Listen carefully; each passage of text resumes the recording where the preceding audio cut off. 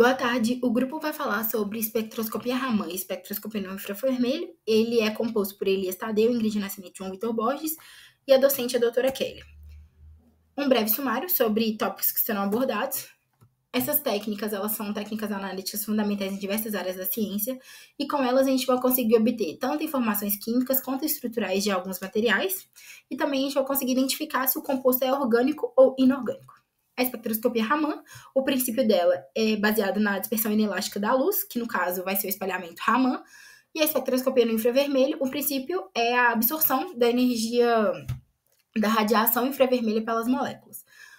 Os objetivos são explorar esses dois métodos, então a gente vai conseguir destacar tanto as suas vantagens como as suas desvantagens. Nessa primeira imagem é um esquema da espectroscopia Raman e na segunda imagem um esquema da espectroscopia no infravermelho.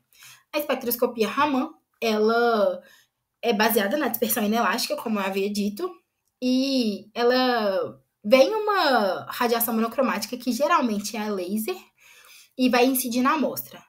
Depois que incidir na amostra, a gente vai ter a fase do espalhamento. Então, a gente vai ter tanto espalhamento elástico quanto espalhamento inelástico. O que interessa é o espalhamento inelástico, porque nesse espalhamento significa que vai ter que a energia ela foi alterada. Então, uma parte sofre uma mudança de energia devido às interações com vibrações moleculares. Depois, a gente vai ter a fase de análise. Na fase de análise, a gente vai obter o espectro Raman, que ele é um padrão de luz espalhada. E aí vai ser analisado para identificar as frequências vibracionais características da amostra em análise. E também a gente vai conseguir obter informações como a composição química e estrutura molecular da amostra. E a espectroscopia no infravermelho, ela é usada para investigar a composição química da substância ou de algum composto presente nela. Ela é baseada nas vibrações moleculares. Então, vem uma fonte de radiação. Essa radiação, ela vai passar por um interferômetro. Esse interferômetro, ele vai fazer com que divida essa radiação em dois feixes e vai passar por um jogo de espelhos. Depois, ele vai passar pela amostra. Quando passa pela amostra, ele vai para o detector. No detector, ele vai gerar um interferograma, que é como se fosse um gráfico. Esse interferograma, ele vai ser a relação entre o sinal que foi obtido e o deslocamento do espelho. Depois disso, eles vão transformar, e depois dessa parte, ele vai ser transformado em espectro. E também a gente consegue obter informações como alguns esticamentos e desdobramentos das moléculas. Olá pessoal, eu sou João Vitor e agora eu vou falar com vocês um pouco sobre as aplicações. A espectroscopia Raman é uma técnica não destrutiva para o monitoramento de reações, especialmente na identificação de intermediários em ciclos catalíticos. Para o ramo industrial, ela é fundamental para otimizar os processos e também para garantir a pureza de seus produtos.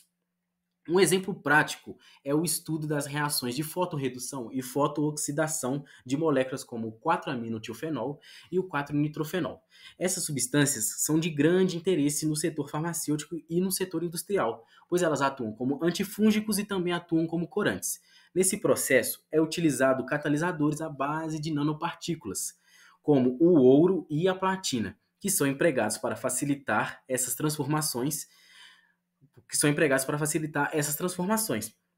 A capacidade do Raman de identificar essas digitais vibracionais de cada espécie química permite acompanhar a formação e o consumo dos reagentes, produtos e intermediários, fornecendo assim descobertas valiosíssimas sobre o mecanismo reacional. Nos gráficos C e D, a gente observa como os espectros Raman permite distinguir as diferentes espécies moleculares e acompanhar sua evolução durante a reação catalítica. Já no infravermelho, que é uma técnica muito versátil e ela é tecnicamente mais barata do que a Raman, ela é amplamente utilizada para investigar a composição química de substâncias e principalmente para identificar grupos funcionais de moléculas orgânicas. Essa capacidade é de extrema relevância para a indústria farmacêutica, pois ela garante a qualidade e o desenvolvimento de novos fármacos, onde essa técnica se baseia na absorção de radiação infravermelho pelas moléculas que provoca a excitação de vibrações moleculares, como a Ingrid falou anteriormente, que é o esticamento e o desdobramento que ocorre nessas ligações. Como podemos observar nesta imagem, o que obtivemos aqui, temos um espectro de infravermelho do tilfeno puro e do tilfeno adsorvido em um catalisador de molibdênio, suportado em alumina. A análise das bandas de absorção nos permite identificar a presença de grupos funcionais específicos e as interações moleculares que ocorrem na superfície do catalisador, onde é essencial para entender como ocorre essa atividade catalítica. Já agora, nesse próximo aqui, podemos observar que o espectro infravermelho ocorre na região de ligações do carbono e hidrogênio para um catalisador de carbureto de molibdênio suportado em alumina, que foram tratados em diversas temperaturas, variando da temperatura ambiente até temperaturas muito elevadas. A evolução dos picos observados nos gráficos mostra que a absorção com a temperatura fornece informações que são importantes sobre essa estabilidade das espécies adsorvidas e também as transformações que ocorrem na superfície do catalisador.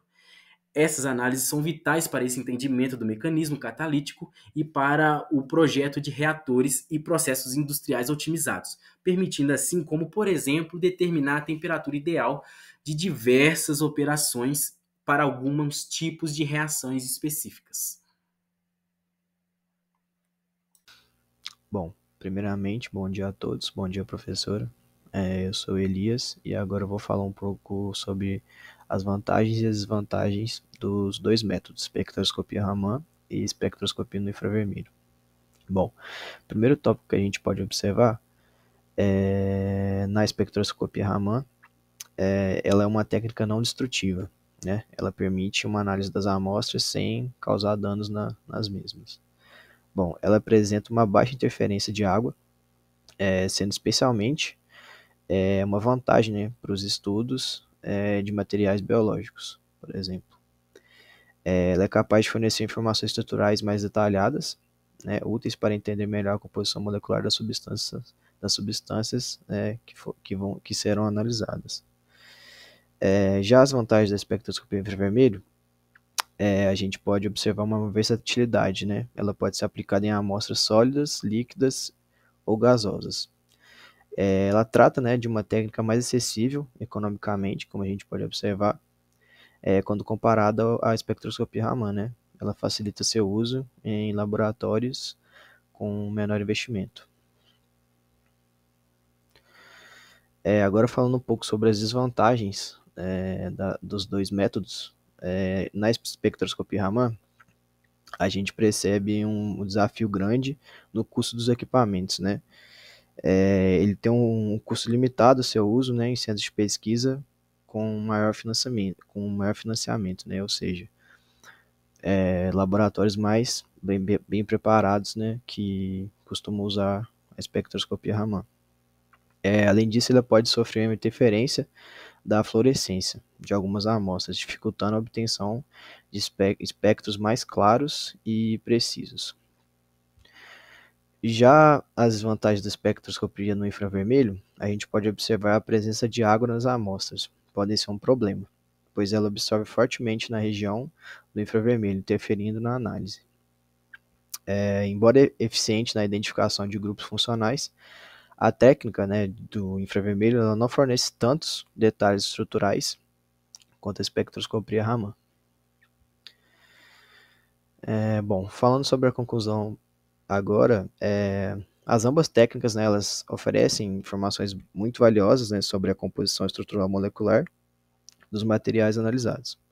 Quando utilizados em conjunto, proporcionam uma caracterização muito mais completa e precisa. A escolha entre o Raman e o infravermelho deve considerar o tipo da amostra, o objetivo da análise e os recursos disponíveis no laboratório. E aqui estão as nossas referências.